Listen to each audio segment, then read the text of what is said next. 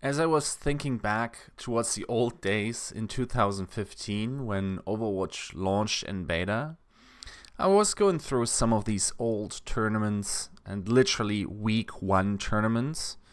And I was flipping through some of those team names and if I still remembered them. And then some names popped up who two people who are now currently watching the Overwatch League should be pretty familiar. It is actually quite interesting how the old guard of these types of pro players are still around. But, and that is the caveat here, are slowly getting phased out more and more. So the goal in this video is to sort of tell you the history of some of these people. I will give elevator explanations though, because otherwise this would probably fill an hour, and that is not the format here. I'll cut it down. This will also not be an exhaustive list.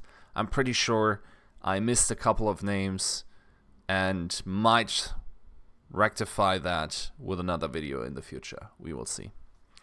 So let's start with the most recently retired players. So one name or two names that certainly pop up is Seagull and Clockwork.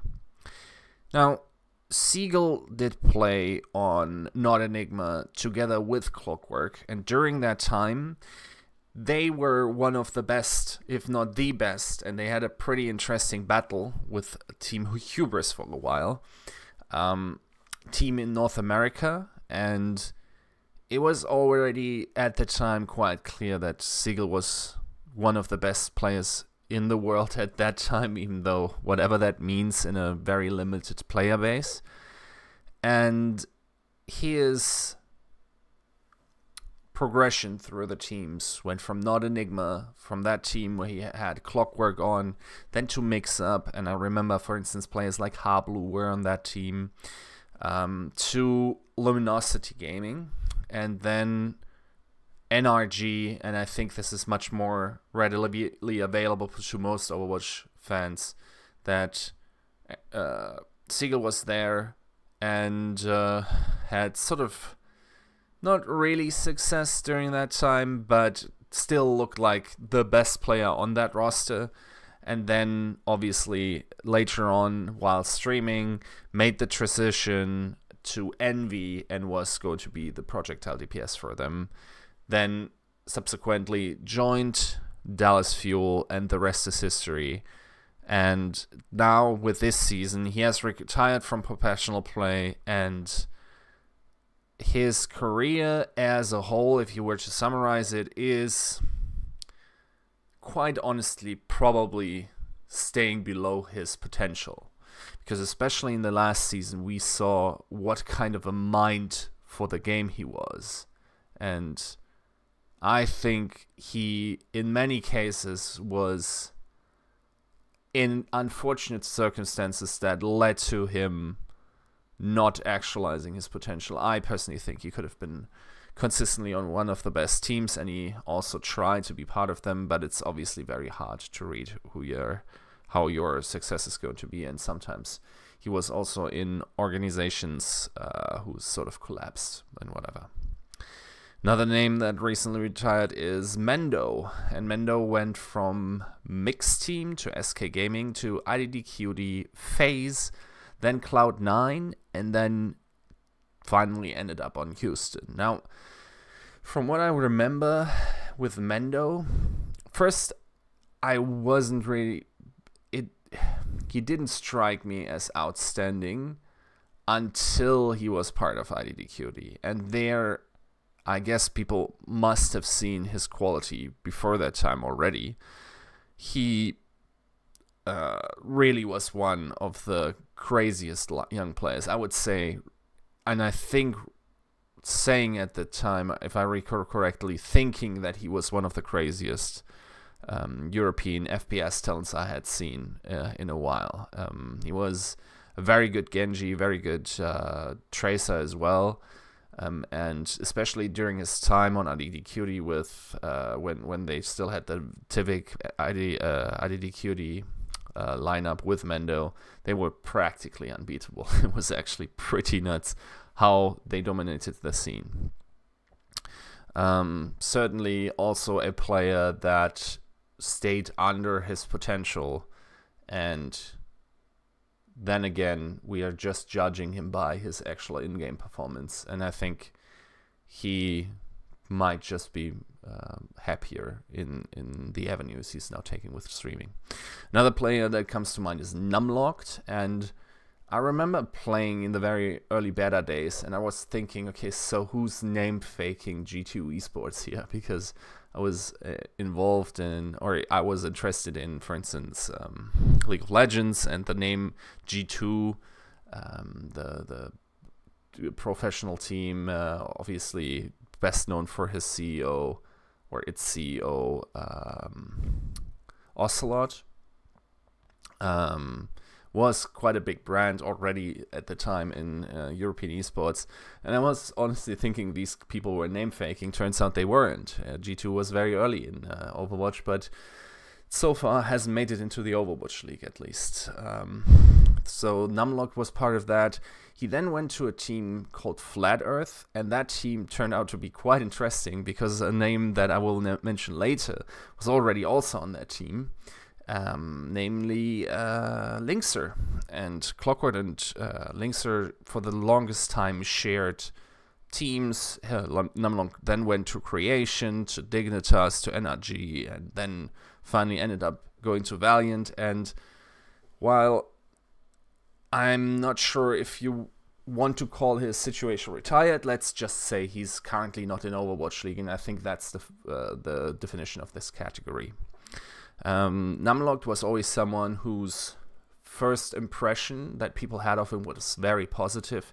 He was great to, almost in a mini Fissure-esque way, was very capable of bringing people on one page, on the same page, and then to sort of facilitate rather basic but working strategies. And that's why he also trialed so well for a lot of teams that he was in the past, and ultimately I would say hit a ceiling too quickly and was never really able to overcome that barrier, at least until this point. I'm not sure what his future plans are, but certainly his trophy case, especially from the early days, are quite impressive, and especially during the Creation days, which I will talk a little bit about when I talk about Linkser, were quite fruitful in the European scene. Another name that recently went out of the Overwatch League is Zappis, and Zappis is also an interesting case. He very early played with SG1. It was a full Finnish team. It was almost like the first stage of NIP that it later became. And interestingly, already he was playing with Saita at the time. Saita, now the Overwatch League coach for Paris, who a lot of people say to have a very great mind. Obviously, also the former coach of Giganti, so he has a proven track record to do a lot of stuff with these, young talents. Now, Zappis in general was obviously a DPS, and then slowly, obviously, in NIP, if people remember at the time, if you weren't around till then, NIP was known for triple tank compositions, sometimes quad tank compositions, and they were reigning over Europe, but when it came to the big tournaments, they usually underperformed. They were probably underachieving in that regard. Zappis then obviously went to Giganti, won a contender season, and then went to the Mayhem, and has been released from there. And one has to say, yes, he was initially a DPS, and even when he joined Mayhem, we weren't 100% sure what he was going to play, but he certainly had a lot of tanks in his hero pool, simply because he was an NIP member, and their quad tank or triple tank antics were quite famous. And so he's recently left the Overwatch League, but certainly has had a pretty interesting career so far. Okay, so let's open up the next category. These are players from week 1 pretty much who are still in the Overwatch League. And here we have some very interesting names. And it's also interesting how long their success is lasting. And the pattern seems to be that if you were already like winning these tournaments in the beta stages or very early, like let's say in the 2016s, in the early ones, that seems to be one of those situations where that then translates to still being able to play in the Overwatch League. So let's go down the list of some of the names. NiCOgdh.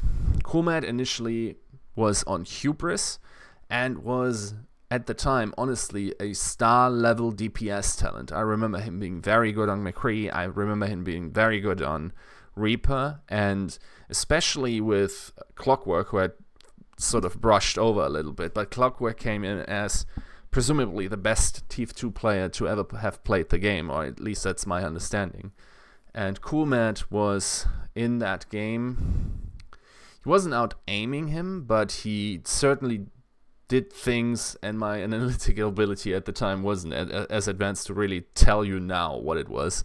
But NiCOgdh seemed to consistently outperform Clockwork at the time. He was certainly a star player of Hubris, and Hubris then later became the first NV team.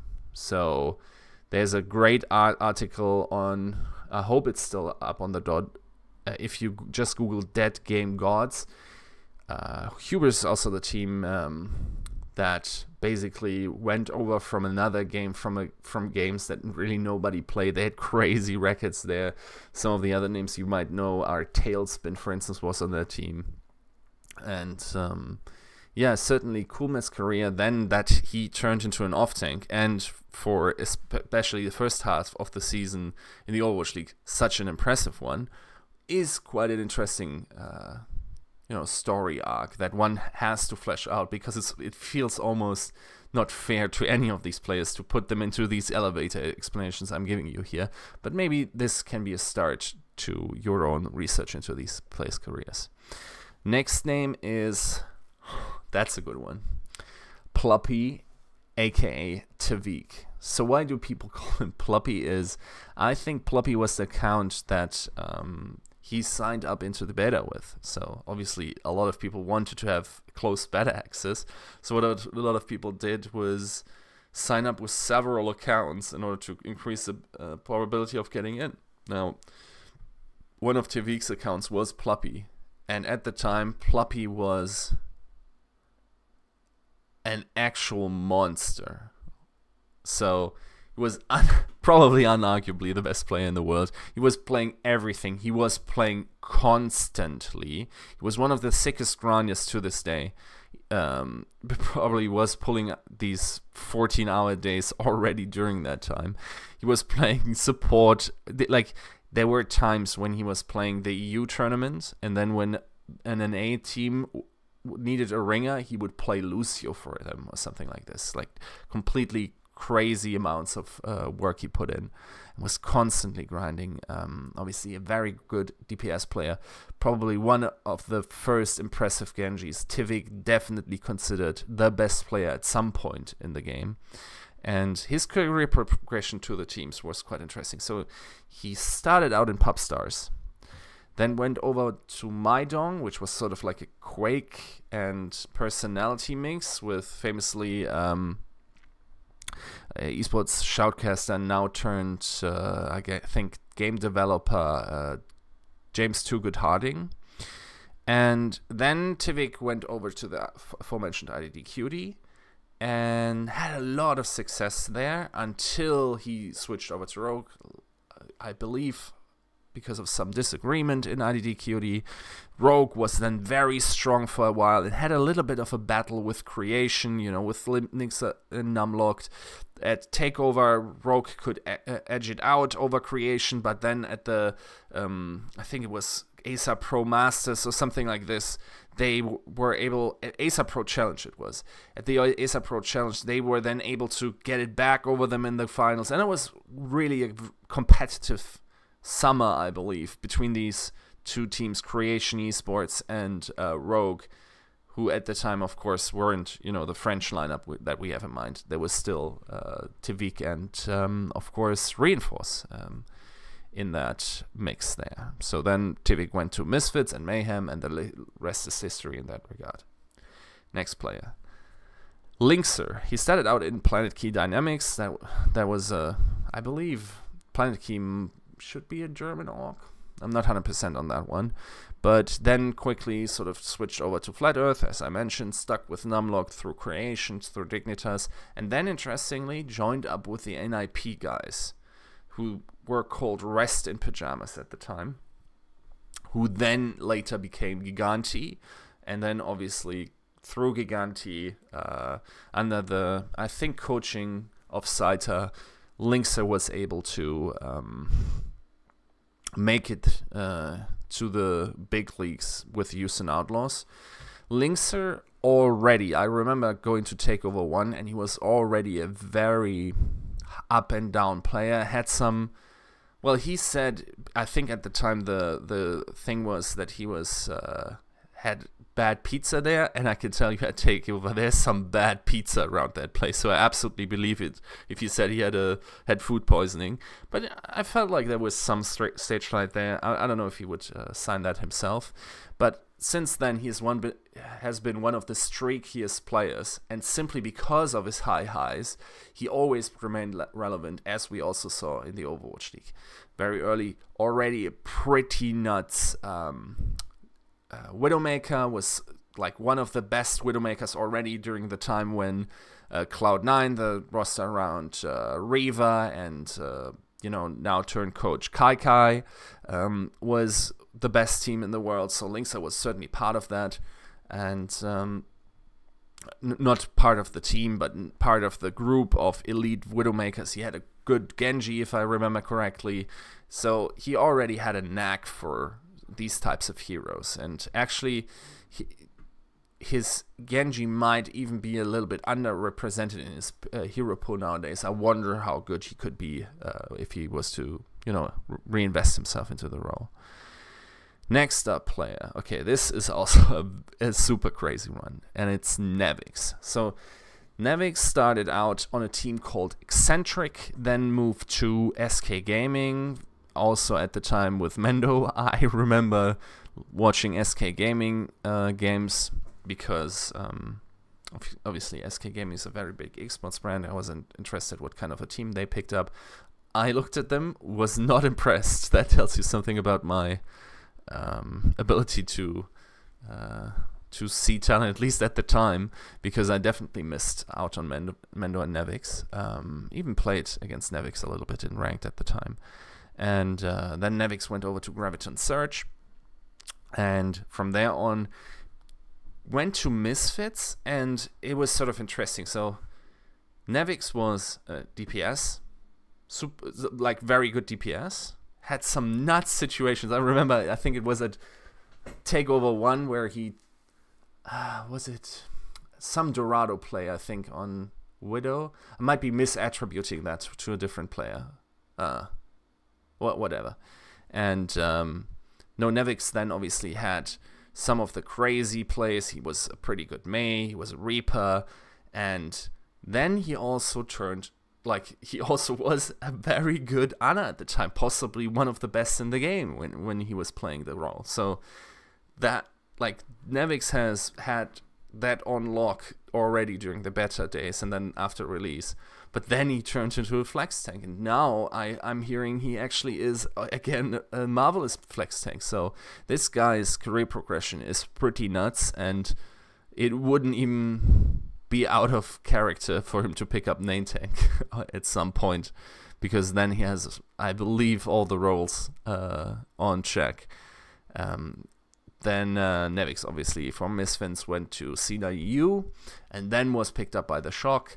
On the Shock, he was then playing a lot of the season, but then was eventually sort of pushed out by Choyoben. I wonder how that will go on in the future. I already talked about this in the Shock video. Can check it out on this channel as well.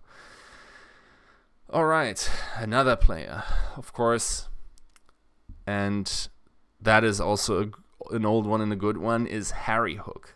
Now, Harry Hook, the first team I could find for him was For the Watch, but overall one has to say, when Harry Hook dedicates himself to a team and becomes part of a core, he seems extremely loyal.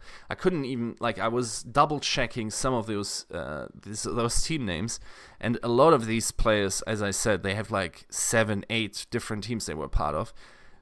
As far as my research can find, Harry was on 4 in his entire career, and 2 of them are Envy and Dallas. So he went from For the Watch to NiCOgdh, which was basically already Envy, then that became Envy, then that became Dallas. So this guy has been with the same core for the longest time now, right?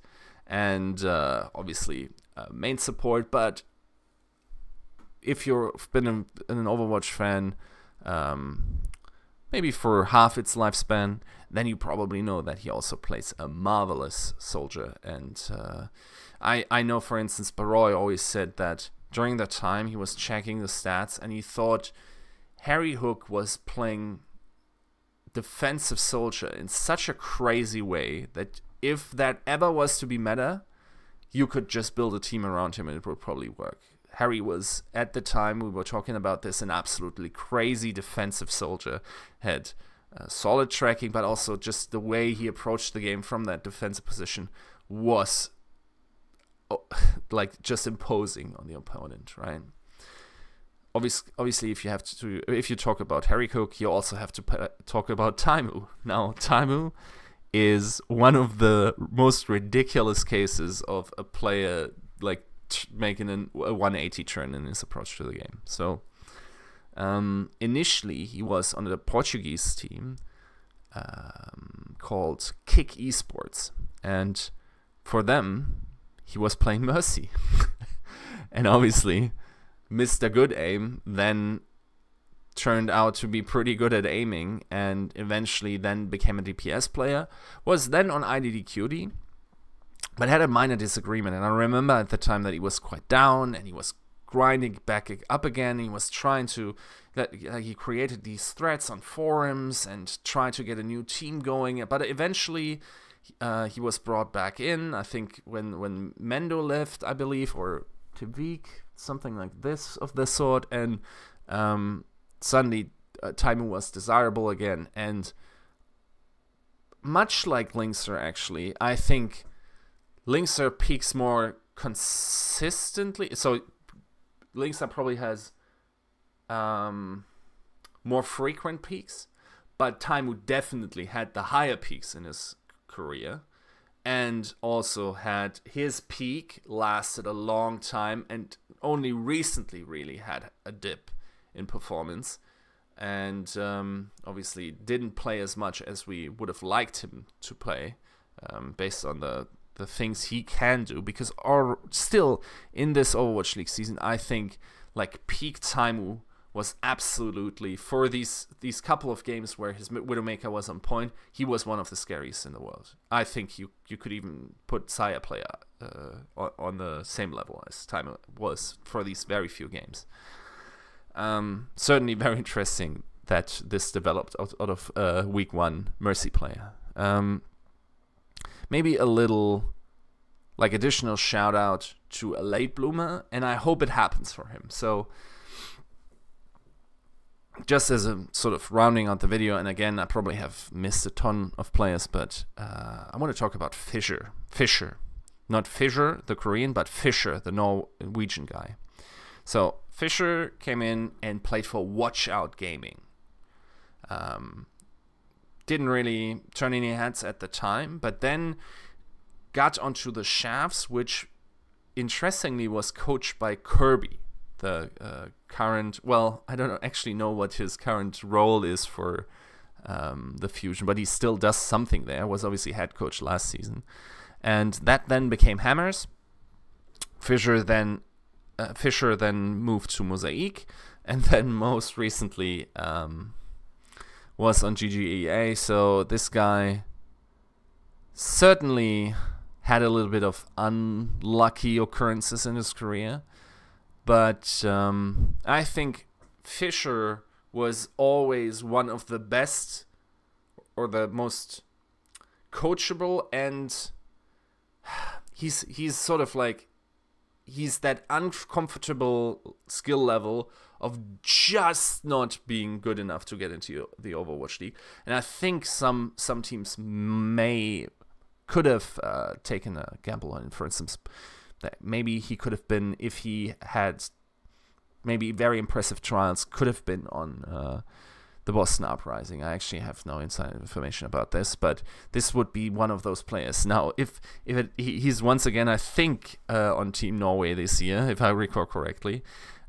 If he was to finally make it into the Overwatch League, man, that guy had some tenacity, right? To never really be on an absolute top sponsored team or really get a paycheck, but stick around for such a long time, and then also have so many bumps in the road in his career where people didn't pay him or whatever, to still be around, to still try.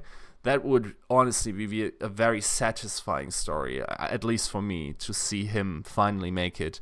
And maybe one day we will see him. Yeah. I hope you had fun with that game. I agree. This is probably a better video if done by ZP, because he was obviously casting already during the time, has probably much better memory than I did about that period. But yeah, I thought I'd give it a fair shake. As far as I remember it, we had some pretty cool storylines, and I hope you enjoyed it. Thanks for watching.